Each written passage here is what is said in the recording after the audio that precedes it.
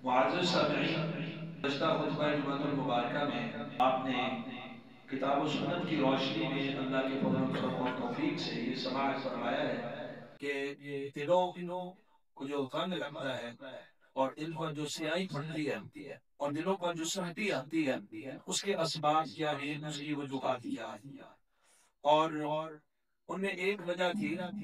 کثرت کے ساتھ ہنسنا۔ نبی علیہ السلام نے فرمایا کہ کثرت کے ساتھ ہنسنا دل کو مردہ کر دیتا ہے، اور اللہ تعالیٰ نے بھی فرمایا کہ ہنسو کم اور روو زیادہ۔ تو آج ہم اس بات اور اس پہلو پر بھی غور کریں گے کہ جو خوش طبی اور مزاح ہے، جو ہنسی کھیل مزاح خوش طبی تبسم مسکراہٹ ہے، یہ بھی شریعت کے اندر جائز ہے اور اس کے حقوق بھی آئے کے ساتھ جائے۔ ایک تو ہمارا معاشرہ، اس کے اندر یہ خرابی ہے۔ کون سی خرابی؟ کہ ہم ہنسی مذاق اٹھانا، اس میں مذاق اڑانا، اس طرح کے کام بہت زیادہ کرتے ہیں، اور بڑی سے بڑی کبھی بڑے سے بڑا برا فعل اور گندے سے گندے جملے اور فحش کوئی اور جھوٹ کی انتہا کر کے ہم کیا کہتے ہیں؟ مذاق کرنے، کسی کو رلا کے کسی کی دل آزاری کر دی اور کسی کو تنگ کر دی،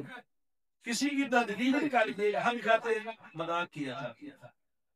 تو شریعت میں مذاق وہ ہے خوش طبعی کس حد تک جائز ہے کہ ایسی جائز؟ ہمارے یہاں تو اتنا معاف فرمائے کہ دین کے امور پر بھی بعض باتیں میں کہیں جانتی ہو نہ نہیں تو مذاق میں ہے، حالانکہ یہ منافقین کا شیب ہے۔ اللہ سبحانہ و تعالیٰ سورۃ توبہ سورہ نمبر 9 آیت نمبر 65 کا بیان فرمایا، وَلَئِنْ سَأَلْتَهُمْ، اگر آپ ان کو ان سے سوال کرتے ہیں آپ کہ یہ جو تم باتیں کرتے ہو یہ کیوں کرتے ہو، تو وہ کہتے ہیں انما كنا نخوض ونلعب، ہم تو ہنسی کھیل کا مذاق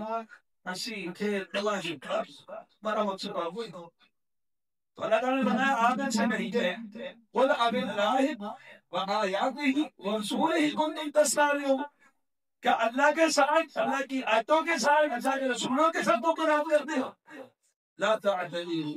تمہارا کوئی بہانہ کوئی عذر نہیں چلے گا، یہ مذاق والا عذر نہیں چلے گی، یہ بات زندگی کے طور پر کہیے، کھیل تماشے کے طور پر کہیے اور مذاق کے طور پر کہیے، یہ کوئی عذر نہیں چلے گا۔ کفرت بعد ایمان کو، ایمان ڈالنے کے بعد بھی کافر ہو چکے ہو۔ ہمیں غور کرنا چاہیے اپنے مزاج کے اندر کہ ہمارا مزاج دینی امور نہ ہو، کہیں اس میں اللہ کی اور رسول کی اطاعت کی دینی مقدسات کا استحداد نہ ہوگا۔ لطیفے ہمارے لوگوں میں مشہور ہے اور بیان ہونے ہیں، کئی قرآن مجید کی آیات کے اوپر بھی ہے اور ان کا بھی غلط ترجمہ اور ان کا غلط اتباع کر کے بس لوگوں کو ہنسایا جاتا ہے اور ہنسی مذاق کھیل وہ ہے۔ یہ بڑا اہم بات ہے، اپنے مزاج کو بھی سنت کے مطابق کریں، جہاں دینی مقدسات اور اللہ اس کے رسول و کتاب اور آیات کے عملے سے کسی بات کو اگر یہ مذاق بیان کریں گے تو اللہ کی پکڑ ہے اور یہ نفاق کی علامت ہے۔ پھر مذاق لوگوں کے ساتھ اس کا تعلق ہے، اس میں بھی اس چیز کا لحاظ رکھنا ہے، اس میں کسی کو حقیر نہیں کرنا، کسی کی حقارت میں آنے کرنی، کسی کا تدلیم کرنی ہوگا۔ تک قرآن انداز میں کسی کی ایسی کر دے تو بیچارہ حقیر بن کے رہ جو لوگ سننے والے ان کے سامنے کو مذاق ہے۔ آخر میں کہتے بلکہ مذاق کیا تھا، دل لگی تھی، یہ کون سے دل لگی ہے؟ ایک مسلمان کی ہمارے نام پہ آتے ہیں۔ اسی طرح وہ مذاق اور وہ خوش طبی جھوٹ پر مبنی نہ ہو، اس میں بیانی نہ ہو، جب جھوٹ پر مبنی ہے تو بیانی ہے اس کے اندر، بے شک آپ اسی مذاق پہ کر جائے وہ بھی جائے گی،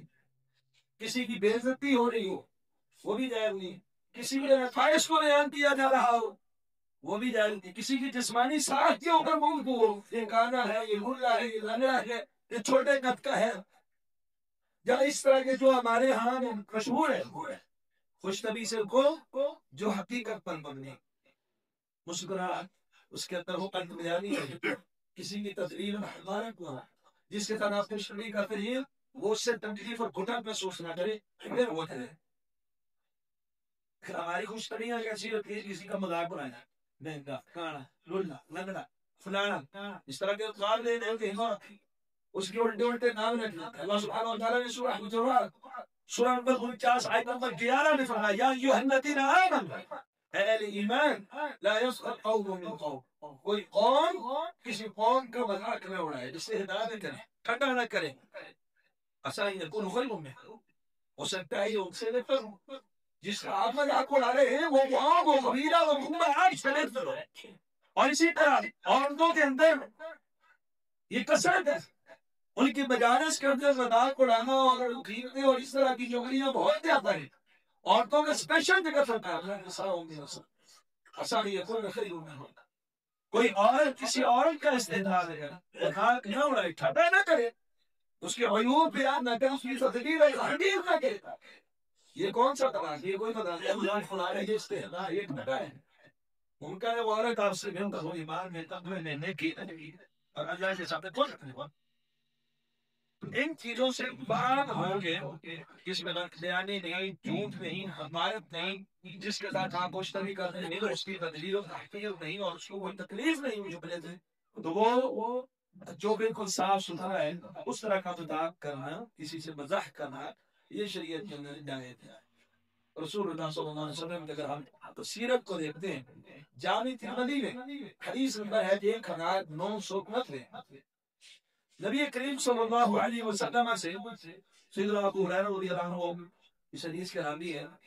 آپ سے یہ سوال کیا گیا انک تداعب، اے اللہ کے رسول صلی اللہ علیہ وسلم، آپ ہم سے مشتری کر لیا کرتے ہیں، آپ ہم سے ہنسی مذاق کر لیتے ہیں، تو آپ صلی اللہ علیہ وسلم انی لا اقول الا حقا، میں صرف حق بات کرتا ہوں، یعنی جب میں تمہارے ساتھ مشتری کروں، ہنسی مذاق کروں، تو وہ بھی حق پر مبنی ہوتا ہے، کسی جھوٹی بات کی بات نہیں۔ یہ مذاق کا تصور کے بعد آپ تصدیق کریں، اور ہماری نبی کی شان، جھوٹ کا تو تصور ہی نہیں۔ آپ نے کبھی مزاح کے اندر بھی ایسا جملہ نہیں استعمال کیا جو غلط بیانی پر مبنی ہو، جھوٹ پر مبنی ہو، مزاح بھی آپ کی مزاح بھی حقیقت پر مبنی ہے۔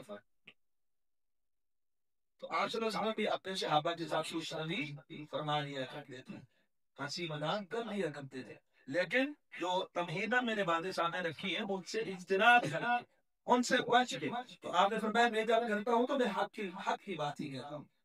جامع ترمذی ہی کی حدیث سے اگلی حدیث ہے، حدیث نمبر 1291، اس کے ایک مثال آپ دیکھیں، نبی صلی اللہ علیہ وسلم اس طرح کا مذاق کرتے تھے جو حق پر مبنی ہو اور خوش طبی بھی ہو جائے۔ سیدنا انس بن مالک رضی اللہ عنہ فرماتے ہیں ایک شخص رسول اللہ صلی اللہ علیہ وسلم کی خدمت میں حاضر ہے، اور آتے ہی اس نے ایک سواری کا مطالبہ کیا، کہنے لگا اللہ کے حبیب مجھے ایک سواری دینی ہے۔ آپ صلی اللہ علیہ وسلم نے فرمایا انی حاملک علی ولد ناقہ، میں تمہیں اونٹنی کے بچے پر سوار کروں، میں کس طرح تمہیں سوار کروں گا؟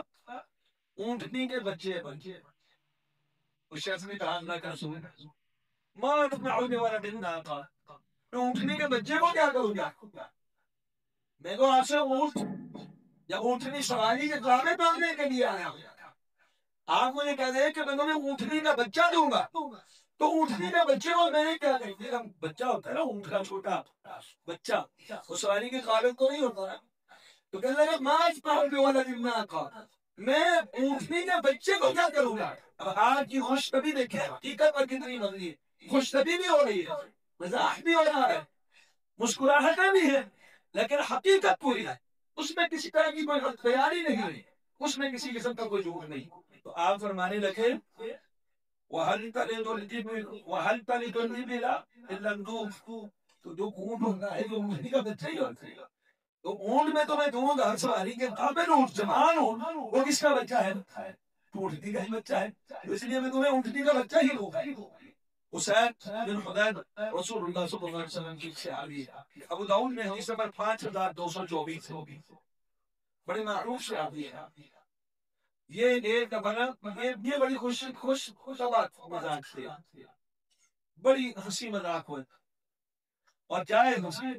ہمارے ولی ہم تو لوگوں کو گالیاں دے دیں کہ اللہ کی کسی کی حقارت بیان کرتے ہیں،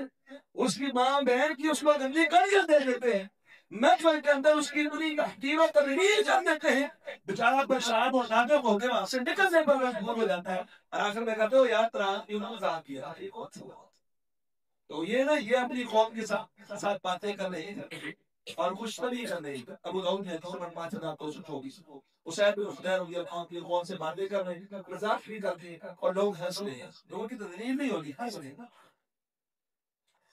یہ جیسے یہ جگن بازی والا ماحول ہے، ایسا نہیں، خوش طبی جائے خوش ہے. تو نبی کریم صلی اللہ علیہ وسلم وہاں سے گزرے تو آپ نے نا ایک چھڑی سے ہلکا سا ان کے پہلو پر ایسے چھڑی چھوڑ دی، ایسی بغور مزاق یا دور خوش طبی کے آپ نے ان چھڑی ایسے لگائی اور ان کے پہلو کے ساتھ کسی لگا کے ایسے دبا دیا. کہنے کہ اللہ کا رسول میں تو بتلا دوں، آپ نے کوئی چھڑی بانٹی ہے، میں تو بدلا ہوں. رسول اللہ صلی اللہ علیہ وسلم نے کہا کوئی بات نہیں، بدلا دے لو.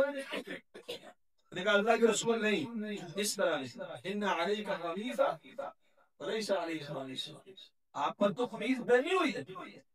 میں نے تو قمیص نہیں پہنی ہوئی تھی، آپ نے کہا کوئی چھڑی مار اس لیے قمیص اوپر ہی دیا. رسول اللہ صلی اللہ علیہ وسلم نے کہا ٹھیک ہے تو تم بدلا ہی لینا چاہتے ہو. آپ نے جیسے ہی قمیص کپڑا اوپر کیا آپ کے ساتھ لپٹ گیا اور آپ کا بوسہ دے دیا. یہ ان کی محبت. اور کہنے لگا اللہ کے رسول میرا ارادہ صرف یہی تھا کہ آپ کے جسم پہ اطہر کو بوسہ دینا، میرا ارادہ اور کچھ نہیں تھا. اور آپ صلی اللہ علیہ وسلم کی تواضع آج بھی ساری امتحان رکھی ہے، دماغ میں لگیا ہے. کہنے والے کہہ رہے ہیں کہ آپ نے جو تورے خوش طبی چھڑی مجھے لگا دیا تھا میں اس کا بدلہ لوں گا، اختیار ہو گیا. اس نے کہا قمیص نہیں تھی، آپ نے قمیص کا کپڑا اوپر کر دیا. وہ اس کی محبت تھی کہ آپ کو پیسے لینے لگا، لیکن آپ کی آج سے بھی کمال تھی اور آپ کی خوش طبی بھی تھی. اب کبھی کبھی ہمارے یہاں کیا ہے، کسی کا مذاق کرنا ہو اس کی وہ بات اب ایسے ہوئی ہے تو اس کے اندر ہولی رہتی ہے، اس کے اندر مقصول کر کے اس کو محفل کا تبدیل کیا جاتا ہے، کسی ایک کو نشانہ یا کسی کے جسمانی ساخت کو، اس کے لمبے قد کو یا اس کے چھوٹے قد کو یا اس کے نمڑے قد کو یا اس کی آنکھوں کے اندر کوئی عیب ہے، ہم نے الٹے الٹے اور طرح طرح کے نام رکھے ہوئے ہیں. کیوں ہے؟ اور یہ آپ کیا کہتے ہیں ہماری اس کے ساتھ تکلف بے تکلف ہے. یہ کیسی بے تکلفی ہے کہ شریعت کی نتیاں اڑ رہی ہے. نبی السلام نے ایسے القاب رکھے ہیں، ولا تنابزوا بالالقاب، قرآن نے بھی منع کیا ہے. اور حضرت سمیہ کے حوالے سے جب بات کی گئی وہ آپ نے فرمایا تھا اگر اس جملے کو سمندر میں ڈال دیا جاتا سارے سمندر کھڑا ہوتا، لیکن جب آپ کسی میں کوئی اصل نام سے ہٹ کر کسی طرح مخاطب کرتے تو وہ بھی حقیقت پر گوڑی مخاطب، وہ آپ کے پیار خوش طبی کا اور مزاج کا ایسا انداز تھا. ابو داؤد میں حدیث نمبر 5007 ہے، جامع ترمذی کے اندر بھی موجود. سیدنا انس بن مالک جو رسول اللہ صلی اللہ علیہ وسلم کے خادم ہیں، کبھی کبھی ان کے اصل نام تو انس بن مالک، نبی اسلام انس بن مالک خالی کرتے تھے، لیکن کبھی کبھی اب ان کو لاڈ پیار کے ساتھ دوسرے نام کے ساتھ مخاطب کرتے تو وہ کیسا ہوگا. ہم نے بھی لقب رکھے ہونا اپنے دوستوں کے، یاروں کے، بچوں کے القاب بڑے بڑے رکھے ہوئے، اور جب نام سے ہٹ کر بلاتے ہیں تو کسی آیات کو ڈھونڈ کر بلاتے ہیں. اور نبی علیہ السلام اپنے خادم انس بن مالک رضی اللہ عنہ کو بلا رہے ہیں، اور کیسے بلا رہے ہیں، یار تیرے موضوع نے خود آنو والی، اس میں کوئی جھوٹ ہے، کوئی ہے، کوئی نقص، کان تو حالات بھی نہ ہوئے تھے لیکن آپ خوش طبی فرما رہے ہیں. آپ نے کیا فرمایا، یار لوگوں نے آپ کی جب بخاری کی معروف حدیث آپ کی بات سنیں، آپ علیہ السلام نے ظہر یا عصر کی 2 رکعتیں پڑھانے کے بعد 4 پڑھانے کے بعد 2 بڑھا دی تو ایک شخص نے کہا آپ بھول گئے، اس کا نام کیا تھا، یاد الیدین. اللہ صدقہ کو یہ دین اور تمہارا صحیح کہہ رہا ہے، آپ تو سب بندوں کے. تو یہ جب کسی کا نام لینا بھی تو حقیقت پر مبنی اور کوئی نقص کوئی عیب اس کا نہیں بیان کیا جاتا ہے. 2 کانوں والے سارے. تو یہ تھی رسول اللہ صلی اللہ علیہ وسلم کی خوش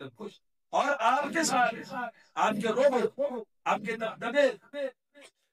کے باوجود آپ کی آجزی اور انکساری اور آپ کا اپنے سامنے دل بیٹھنا اور مل جل کر رہنا، اس وجہ سے بعض ادب کو ملحوظ خاطر رکھتے احترام کی انتہا رکھتے ہوئے ابھی رسول اللہ صلی اللہ علیہ وسلم سے مشتری فرمانی ہے. صحابہ کرام بھی کبھی کبھی مزاح کر لیا کرتے ہیں مشتری کے ساتھ میں، لیکن ادب کے دائرے، احترام کے دائرے۔ اب دیکھیں صحیح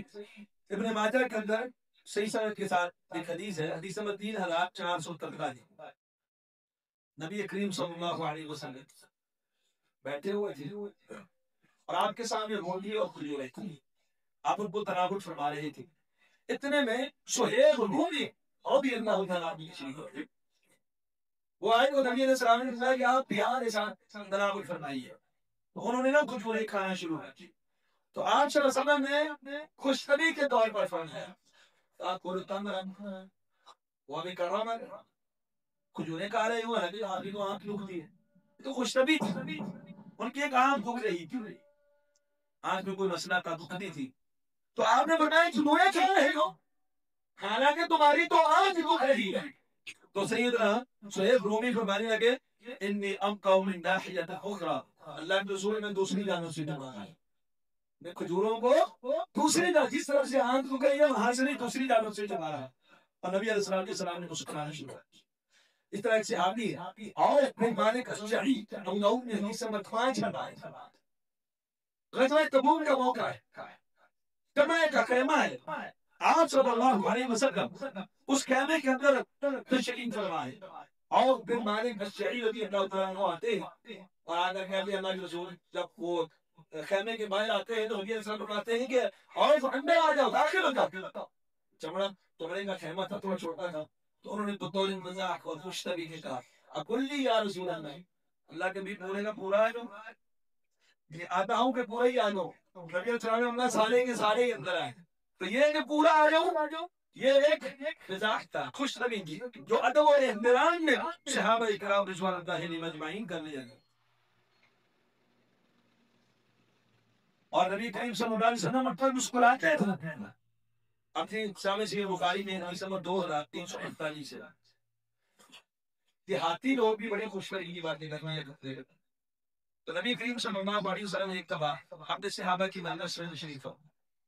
اور آپ وہاں پر جنت اور جہنم کا تذکرہ فرمائے، تو آپ صلی اللہ علیہ وسلم نے ایک تذکرہ فرمایا ایک شخص سے، جنت کے اندر ایک شخص ہوگا، وہ کہے گا اے اللہ مجھے کھیتی باڑی کرنے کی اجازت دی، جنت میں کیا مانگ رہا ہے؟ کھیتی باڑی کی اجازت کہ مجھے کھیتی باڑی کرنی ہے، اللہ تعالیٰ اس کو کہیں گے یہ زمین ہے جہاں تو اپنا شوق پورا وہ کھیتی باڑی کا جنت میں شوق پورا کرنا تھا نا، جو چاہے گا ملے گا،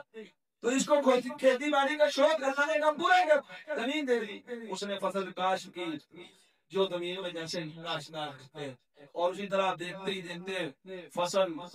اگی بھی اور اس کا اناج بھی بہت زیادہ پہاڑوں کی مانند ہو گیا، تو یہ حدیث رسول اللہ صلی اللہ علیہ وسلم بیان کر رہے ہیں اور کہہ رہے ہیں اللہ تعالیٰ فرمائیں گے ابن آدم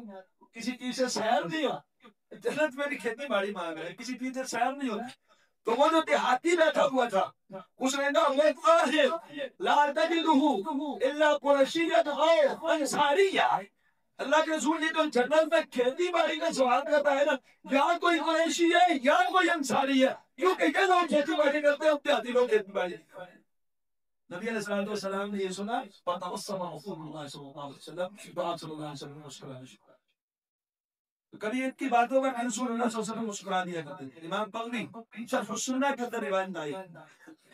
3036 نمبر روایت ہے، امام بغوی کی شرح السنہ، رسول اللہ صلی اللہ علیہ وسلم کے پاس ایک دیہاتی آیا کرتا تھا ساحل الحرام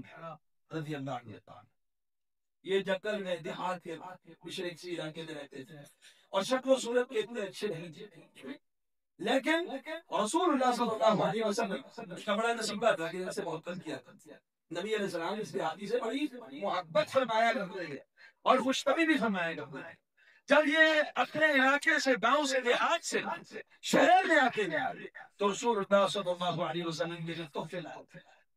دیہاتی اپنی تحفے لاتے، اور جب یہ اپنا جو بھی کام کاج جس کے لیے آیا ہے کاروبار وغیرہ یہ کر کے واپس اپنے دیہات کا رخ کرتے، رسول اللہ صلی اللہ علیہ وسلم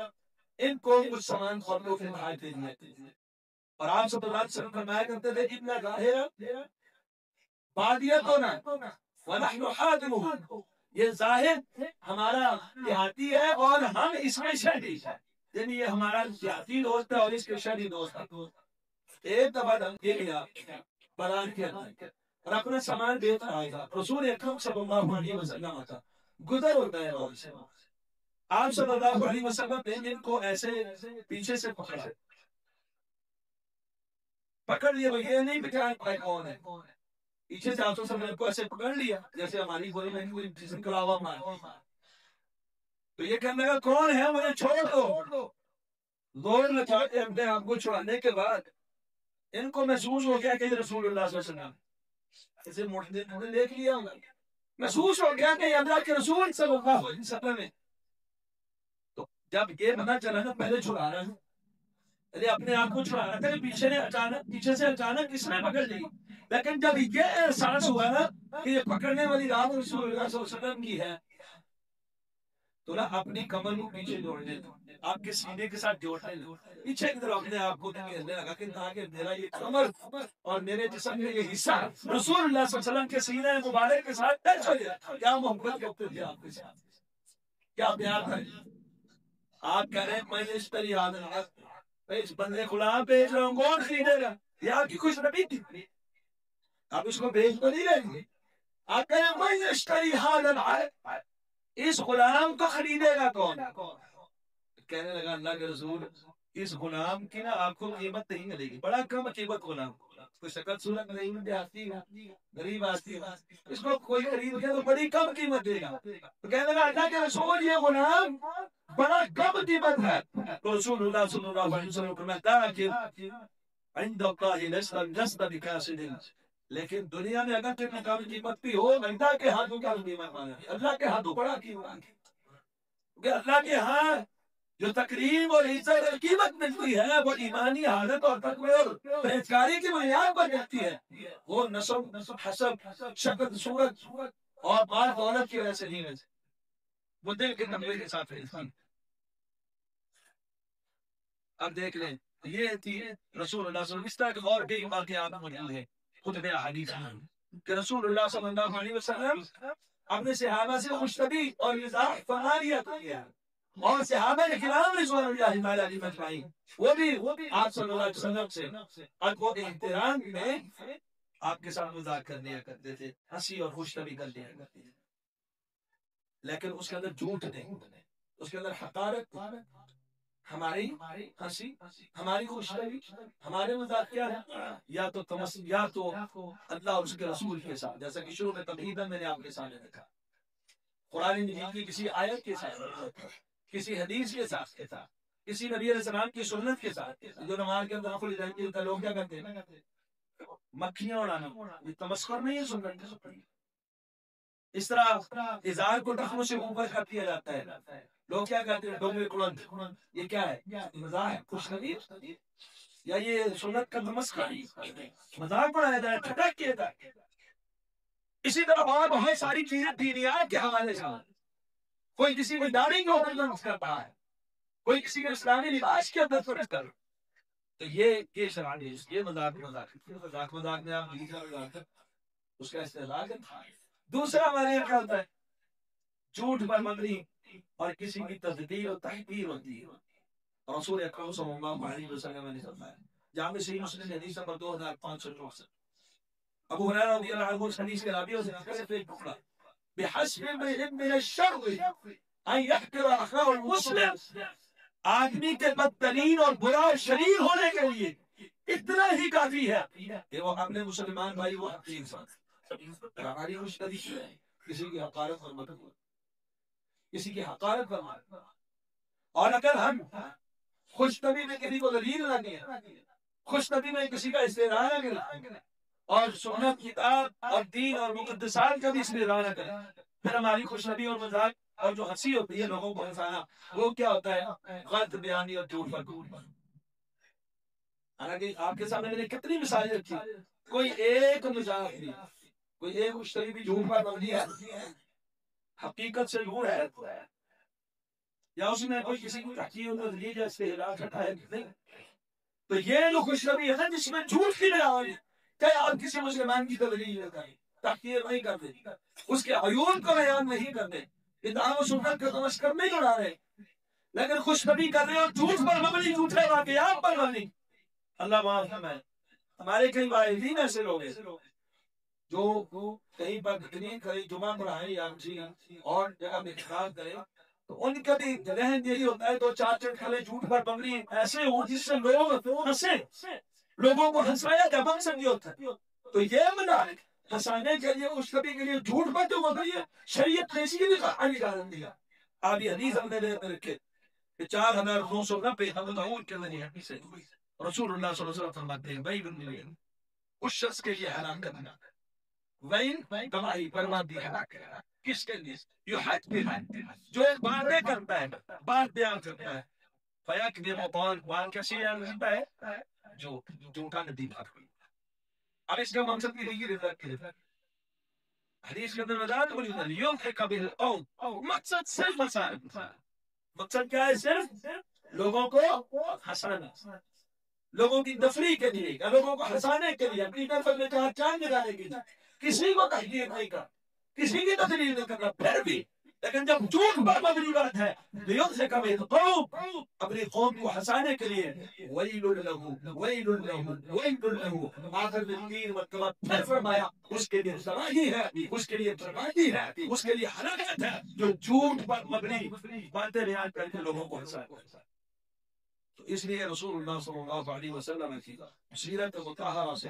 ہمارے سامنے جو چیزیں آتی ہیں وہ یہ ہیں، اگر مشتبہ کرنی ہے، ہنسی مذاق کرنا ہے، کسی کے ساتھ کوئی ایسی بات کرنی ہے، تو ایک تو یہ ہوگی وہ مشتبہ، اللہ اس کے رسول کی استحضاء نہ ہو، مقدس کسی چیز کا استحضاء نہ ہو، دوسرے نمبر پر اس کے اندر غلط بیانی اور جھوٹ نہ ہو، تیسرے نمبر پر کسی مسلمان کی حقارت نہ ہو، چوتھے نمبر پر کسی کے عیوب کو بیان نہ کیا جائے، یعنی کسی کی جسمانی ساخت یا الٹے نام اور القاب رکھ کے نہ کیا جائے، حقیقت پر مبنی ہو، اس میں جھوٹ کی آمیزش نہ ہو، تو ایسی خوش طبیع مذاق کرنا چاہیے، جائز ہے۔ اللہ سے دعا ہے اللہ ہمیں تمام معاملات میں کتاب و سنت کی عموماً عمل پیرا ہونے کی توفیق عطا فرمائے، سیرت مطہرہ کو ہماری توفیق عطا فرمائے، بالکل یا تسلیم